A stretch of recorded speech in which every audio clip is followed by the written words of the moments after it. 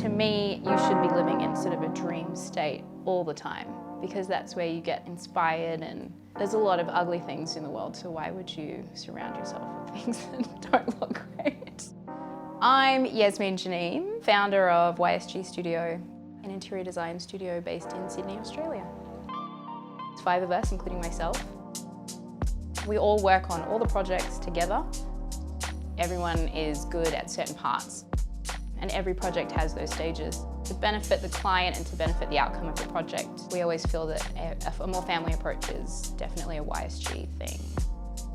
YSG is still a really small studio. When it came about, we'd been working on Budge Over Dover for 18 months prior. This was our second project with this particular client.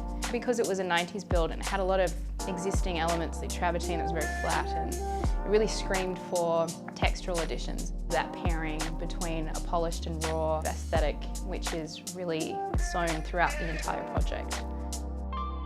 Always comes back to the existing travertine. Our way of kind of making sense of it was adding to it, but in a totally different sense. So we flipped it. Pairings of blushing aubergines and sagey pistachios and really textural terracotta pavers and Marmorino walls. For us, natural stones and stained timbers are really the core of most of our material palettes. If you actually look at our projects, colour-wise, it's quite neutral. Our approach to colour is really about its inherent qualities to the actual building materials.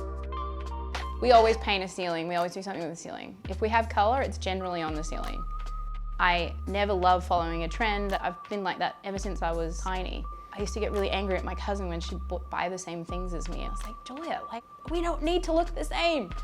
That's, I think, what makes interiors really fun, is when you don't see the same thing, and it's very hard to not see the same thing over and over again.